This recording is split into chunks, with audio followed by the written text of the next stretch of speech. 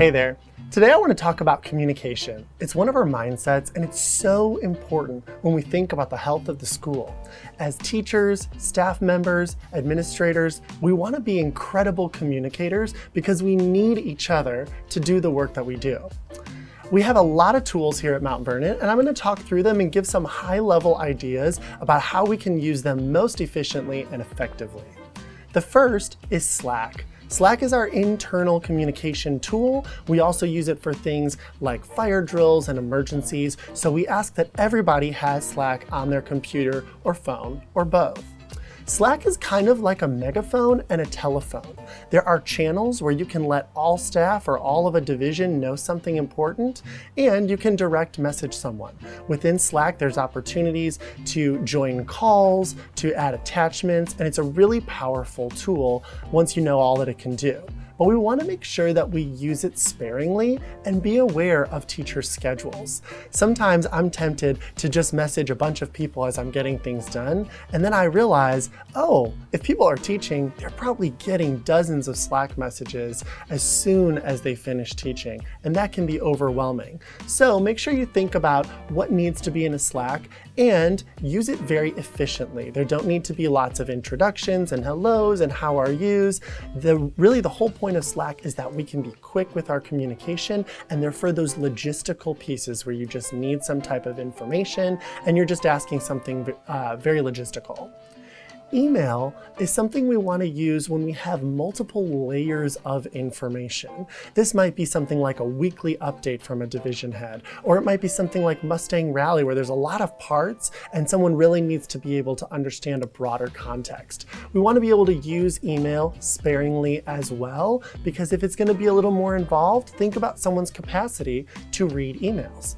We've grown as a school since I started here, and if we have 275-ish employees, if even only 5% of someone's teaching staff or someone's students email them on a daily basis, that could be between 30 and 50 emails a day, and that's overwhelming. So again, just consider how you're laying out information in email, and at the end, always be sure to tell people what you need and when you need it by. If possible, be as descriptive in the subject line as well.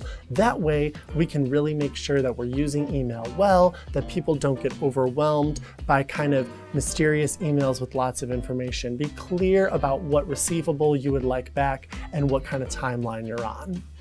When it comes to the telephone, Dr. Jacobson told me when I first started that picking up the phone is always the best way to communicate with parents, and I have learned that is true. People always misinterpret emails somehow, but picking up the phone, as scary as it might be, is the best way to communicate information, and folks usually have a lot more grace when you're talking to them verbally than communicating digitally. You can find all directory information for faculty, staff, and students and their parents in the Veracross portal, so I would encourage you to look there. Some people, when it comes to the telephone, prefer texting each other, and if that's an agreement you've made with another staff member, that's great. But let's not share phone numbers of staff members without their permission, and never with parents or students. We want to make sure to respect people's privacy, especially on their personal devices and with their cell phone numbers. When it comes to students, if you want to communicate with a group of students or one-on-one, email is always preferred, but also know that certain grades, as you get into the lower grades, they don't all have access to email all the time, and students can't necessarily get to, they can't receive or send emails outside the Mount Vernon system, so just be aware of what permissions students have. If you have an extracurricular, maybe an athletic or arts or club, type group that you want to message, make sure that you're using an app where you can message multiple people at once. Apps like GroupMe, Remind, or Band are really great for communicating with a group. And also remember that in Veracross, you can take the link for your roster and actually email the whole team directly. We really encourage staff not to be texting with students one-on-one. If you need to talk to a student one-on-one, in person or over email is always the best way. If you're asking for someone's time, energy, ideas, or partnership, I prefer face-to-face conversations. Email and Slack are great for logistical pieces and sharing information folks need to know, but when it comes to really asking for someone's partnership, schedule a one-on-one and include the topics you want to discuss to avoid any anxiety about what is this mysterious one-on-one that someone's put on my Google Calendar. For groups, when possible, make sure that you've got an agenda for an upcoming meeting, again, to alleviate that anxiety and to share that information that's better said through context. Most of the time, I have learned that when issues arise, it's because context was needed to understand, and the context couldn't be totally unpacked in an email. So the best way to do that is in a meeting or in a one-on-one, using stories that really resonate with the person you're talking to. Giving context that doesn't make sense or seems superfluous is just a waste of time. But telling stories that resonate with the listener, that help them understand why something's happening or a decision that's been made, that is going to lead to much more effective communication. The next thing I want to share is that timing is everything. We want to be a school that centers wellness, and we know that people are working really, really hard, both here on campus and off campus when they go home, doing grading and planning and all kinds of things.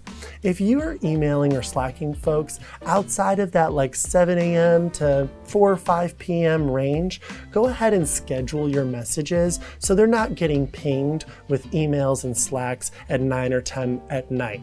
Even if you say, don't read this until tomorrow, if it's coming from somebody that you view as a superior or even a colleague, you're most likely going to read it, and that really eats into someone's personal time. Go ahead and schedule those messages for when they can start reading them the next day.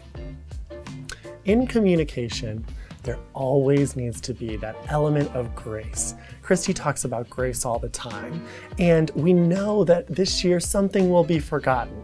We will not communicate something on time. Someone will be left off of the communication. And in those moments, it's important not to take it personally, not to say this person doesn't care about me or my position isn't important. We just need to say it was an honest mistake and assume the best. We need to acknowledge the gap and set up new systems so that next time we can make sure the right people have the right information and we don't make that mistake again. That's what it looks like to fail up. Being a communicator is one of our mindsets. Again, it is one of the things that we grade students on and we say are the most important keys to our community. So let's consider the right channel, the right timing, and the audience that you're speaking to make sure we can provide the most efficient and effective communication possible. If we work together to get 1% better at being a communicator each day, we will build trust and empower our teams.